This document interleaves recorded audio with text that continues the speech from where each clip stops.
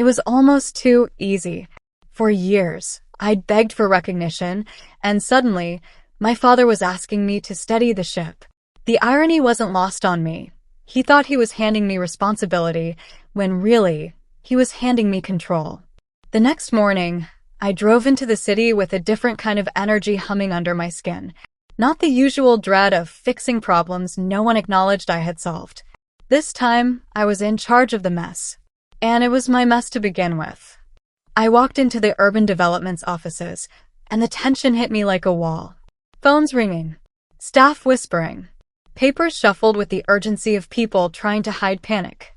They looked at me like I was a firefighter stepping into a burning building.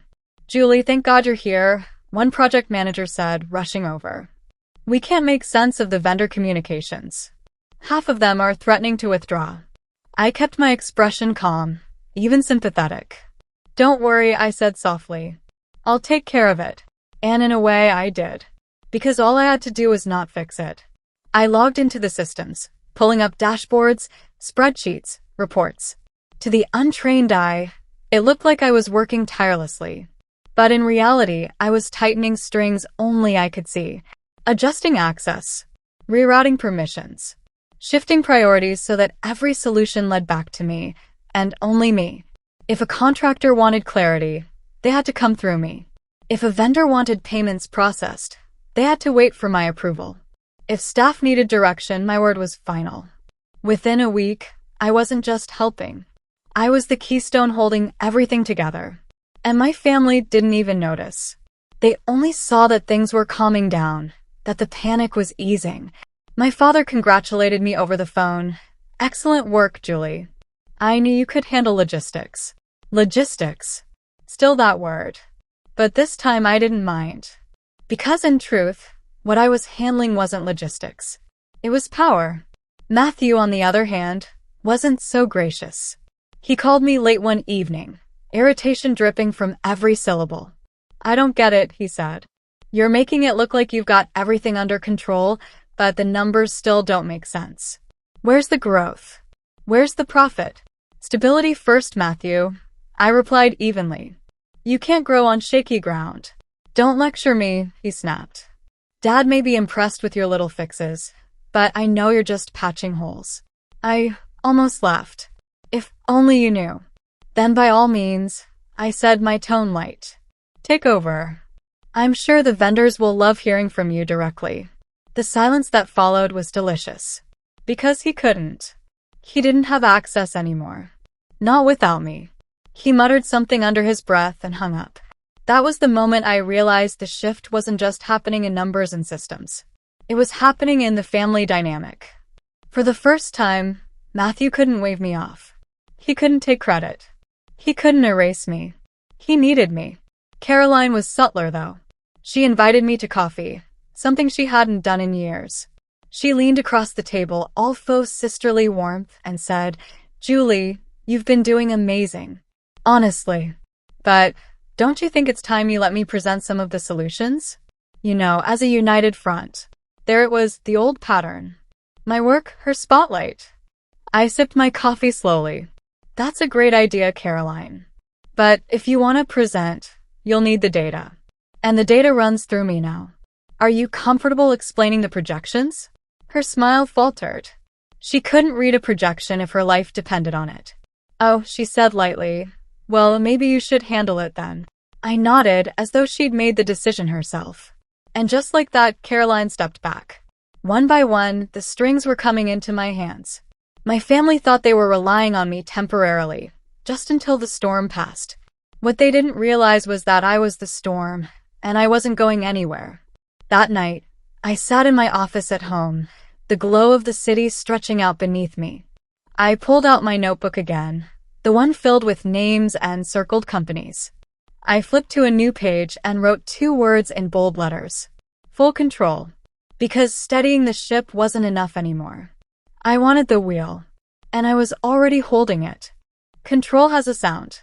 It's not shouting, not slamming doors, not pounding fists on mahogany tables. Control sounds like silence, like the pause before someone answers, the hesitation in their voice when they realize they need you more than you need them. And for the first time, I heard that silence everywhere. At the office, staff didn't ask Matthew for direction anymore. They came to me. Even when he tried to bark orders, they'd glance at me first, waiting for confirmation. Caroline had stopped suggesting ideas altogether, retreating into her phone and her charity circles where no one expected her to understand numbers. And my father? He still tried to act like he was orchestrating the whole thing, but I could see the truth in his eyes. Behind every question, every update he requested, was the same unspoken acknowledgement. Julie, you're the one holding this together. It was intoxicating. But intoxicating things are dangerous. I knew I couldn't make my moves too obvious. My family's arrogance blinded them. Yes, but arrogance has sharp edges. Push too hard, and they'd cut back. So I played it carefully. At the next strategy meeting, when Matthew launched into a long-winded rant about growth opportunities, I sat quietly. I let him talk, let him show off charts he didn't understand. Then, when the vendor's concerns came up and he stumbled, I gently leaned forward. Actually, I said, my tone calm, what the vendors are asking for isn't unrealistic. They just need clear guarantees. If we streamline approvals, we can keep them on board without extra cost. All eyes turned to me. I didn't need to raise my voice. The contrast between Matthew's bluster and my precision was enough.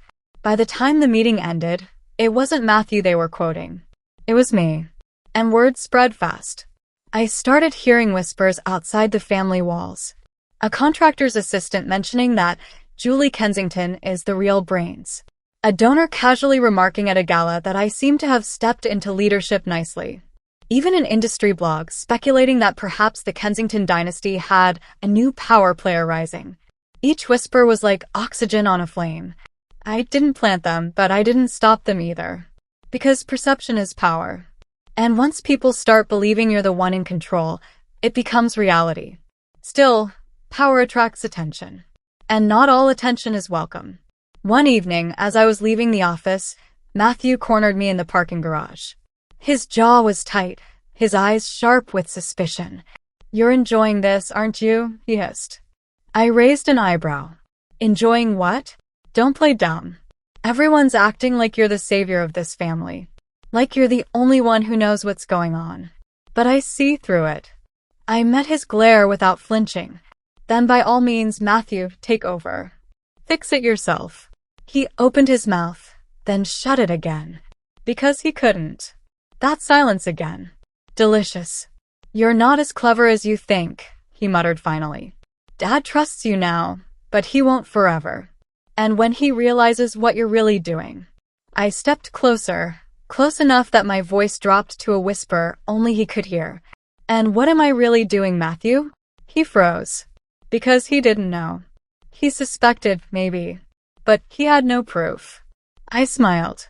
Exactly. Then I walked away, leaving him standing in the dim glow of the garage lights, fists clenched, suspicion burning hotter than his certainty. That night, back at home, I sat by my window again, notebook open, city lights flickering below. The word I'd written, full control, stared back at me. I underlined it. Twice. Because Matthew was right about one thing. I was enjoying this. But unlike him, I knew better than to mistake enjoyment for recklessness. This wasn't just about control anymore. It was about shaping a new story, my story, and the world was finally starting to listen. Influence is a funny thing. It doesn't announce itself. It doesn't march into a room waving a flag. It drifts. It whispers.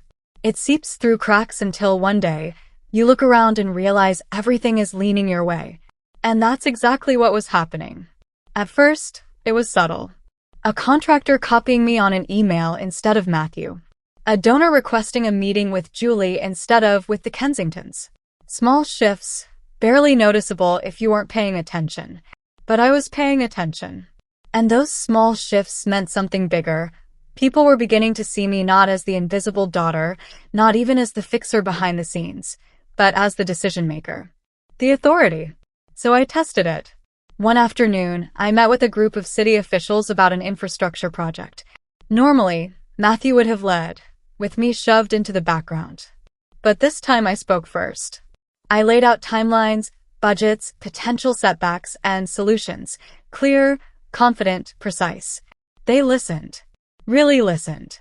When Matthew tried to interject with one of his vague growth statements, the room politely nodded, then turned right back to me. That moment was like a spark catching fire. I realized I didn't need the Kensington name to command attention anymore. I just needed to open my mouth. Later, as we left the meeting, Matthew hissed under his breath, "You're overstepping." I gave him a cool glance. Funny. I thought I was leading. His glare could have cut glass. But here's the thing. The more he bristled, the more obvious it became to everyone that he wasn't in control. And perception, once it starts tilting, is impossible to straighten back. Even Caroline noticed. She invited me to one of her charity luncheons, the kind filled with designer handbags and forced laughter. Normally I'd decline, but this time I accepted. Because perception wasn't just about boardrooms. It was about society. And society talked. When Caroline introduced me to her circle, I expected the usual polite dismissal. Instead, one woman leaned forward and said, "So you're the one keeping the Kensington projects alive." Impressive. Caroline's smile froze for just a fraction of a second before she covered it with a laugh. "Oh, Julie's just helping with the details." But the damage was done. They weren't looking at her anymore. They were looking at me. That night, back at my house, I sat with my notebook again. This time, I didn't just write full control. I started sketching possibilities. What if Red Cannon stepped out of the shadows? What if I stopped hiding behind anonymity and claimed what was mine? The thought thrilled me and terrified me. Because exposure meant risk. If my family discovered the empire I'd built, they'd do everything in their power to strip it away. But wasn't that the point? To stop hiding? To stop living in the margins of their story and finally write my own? As I wrestled with the thought, my phone buzzed. A message. From an unknown number. "You don't fool me. I know you're up to something." Matthew. Of course. I stared at the screen, pulse quickening. His paranoia was no longer whispers in a parking garage. Now it was spilling into threats. I typed back slowly, "Then prove it." I didn't hit send right away. But after a long breath, I did. Because I wasn't afraid anymore. Matthew could suspect all he wanted. Without proof, his words were just noise. And I had no intention of giving him proof. At least not yet. Instead, I looked back at my notebook, at the sketches of possibilities, and underlined them twice. Because influence wasn't enough anymore. I was ready for visibility. And once I stepped out of the shadows, there'd be no going back. Drama before she makes that leap? The message from Matthew still glowed on my phone the next morning. "You don't fool me. I know you're up to something." I could almost hear his voice in the words. Sharp, entitled, desperate. He was circling like a predator who hadn't realized his prey was sharper, stronger, and already laying the trap. I didn't reply. Instead, I poured myself a coffee, opened my notebook, and stared at the sketches from the night before. Words and arrows sprawled across the page. Red Cannon. Public. Legacy. My name. For years, Red Cannon had been my secret weapon. Anonymous, invisible, just like me. It was safer that way. No one to connect it to me, no family claws trying to drag it into their empire. But anonymity had its cost. It meant I couldn't claim the credit. Couldn't stand on stage and say, "This is mine. I built this." And now, with the whispers growing, with my siblings scrambling, I realized I was standing at a crossroads. Stay hidden, and I'd keep my leverage but lose the chance to rewrite the story. Step into the light, and I'd risk exposure, but gain something far more valuable, recognition. The idea thrilled me, terrified me, consumed me. So I started planning. The reveal couldn't be reckless. It had to be strategic, controlled, undeniable. A press release wouldn't be enough. A quiet announcement wouldn't cut it. If I was going to step out of the shadows, I had to make it impossible for my family to twist the narrative, which meant timing was everything. I thought about upcoming events. The Kensington Foundation Gala, an annual spectacle of wealth and influence, hosted by my father himself. A stage, a spotlight, an audience of donors, politicians, and media. What better place to reclaim my story than at their own altar? But I couldn't just walk in and announce it. That would look like rebellion. And rebellion was easy to dismiss. No, I had to make it look inevitable. Natural. Like the world had simply woken up and realized the truth. So I started planting seeds. Quiet interviews with journalists I trusted. Anonymous tips to business blogs about Red Cannon's rising influence. Small leaks that hinted at a mysterious founder reshaping the construction industry. Each whisper, each article, each tweet built momentum. Meanwhile, inside the family, the cracks widened.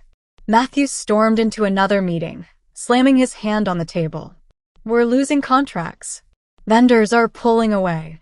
Something's happening behind the scenes, and nobody's listening to me. Caroline rolled her eyes. Maybe because you sound paranoid, Matthew. Paranoid, he snapped. I'm telling you something's off. And Julie, he stopped, his eyes snapping to me. The room went quiet. I raised an eyebrow, calm as ever. Yes. He hesitated. Because he had no proof. Only suspicion. Never mind, he muttered, sinking back into his chair. I watched him stew in silence, the seed of doubt growing larger with every passing day. Caroline dismissing him didn't help. My father's faith in me didn't help. Matthew was trapped in a cage of his own making, and I was the one holding the key. That night, back at home, I stood by the window again, city lights flickering below. I thought about the gala, the whispers, the inevitability building like a storm on the horizon, and I realized something. For years, I had begged for them to see me. Now they had no choice. But when they finally did, it wouldn't be as their invisible daughter. It would be as the woman who had already surpassed them, the founder of Red Cannon, the one they could never erase again. The gala. Every year, it was the Kensington family's crowning jewel. A night of tuxedos, champagne towers, glittering gowns, and hollow speeches about philanthropy. A night my father basked in praise. My siblings preened for cameras, and I faded into the background. But this year would be different. This year, I wasn't planning to fade. I was planning to ignite. For weeks, I prepared in silence. Red Cannon's communications team, who had no idea their CEO was me, was already buzzing about rumors in the press. I nudged those whispers along, feeding just enough information to curious journalists to keep them hungry. Mysterious construction magnate reshaping the city. One headline read, Anonymous billionaire driving growth in key markets, another teased. By the time the gala rolled around, Red Cannon was the talk of the industry. All I had to do was step into the light. But stepping out too abruptly would invite chaos. My family would fight tooth and nail to twist the story, to claim ownership, to paint me as ungrateful. No, I had to choreograph this reveal with the precision of a stage play. So I made a plan. First, secure allies. I reached out quietly to 2 journalists I trusted, offering them an exclusive story on Red Cannon if they attended the gala. They didn't know it yet, but they would be witnesses when the truth dropped. Second, control the optics. I worked with Red Cannon's team under the guise of a special announcement, timing it to coincide with the gala's press coverage. When the story went live, it would flood social media in real time, making it impossible for my family to contain. Third, prepare myself. Not just with words, but with presence. If the gala was a stage, then I had to look like the leading woman, not the overlooked daughter. And that meant showing up not just in a gown, but in armor. The night of the gala, as I zipped into a dress cut like sharp angles of power, I barely recognized the woman in the mirror. My hair pinned high, my shoulders squared, my eyes steady. I didn't look like someone begging to belong. I looked like someone ready to take what was hers. At the venue, the Kensingtons performed their usual dance. My father shook hands. Matthew strutted. Caroline glowed under the flash of cameras. I slipped in quietly, champagne glass in hand, eyes scanning the room. And then I saw them, the journalists I'd invited, already waiting, their cameras discreetly ready. Perfect. The first half of the evening was predictable. Speeches about vision and legacy. Donors clapping politely. Photographers snapping stage smiles. But beneath the surface, I could feel the current shifting. Whispers about Red Cannon drifted through the crowd, speculation growing louder by the hour. I caught snippets. Have you heard about this mysterious founder? Some say it's a woman. No one knows who she is, but she's brilliant.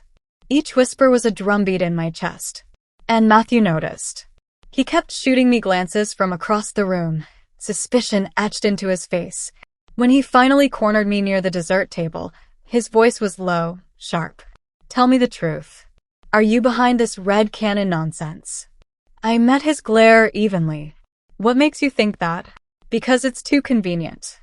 The timing, the rumors, the way people are looking at you now. You're playing a game, Julie. I can feel it. I leaned in just slightly, my smile cool. Then keep feeling it, Matthew. Maybe one day you'll figure it out. Before he could spit out a reply, a ripple went through the room. Phones buzzed. Screens lit up. The journalist's eyes widened as they read the story I'd timed perfectly. Breaking, the woman behind Red Cannon revealed. My name. My face. My empire. Every head turned. And for the first time in my life, I wasn't invisible. I was undeniable.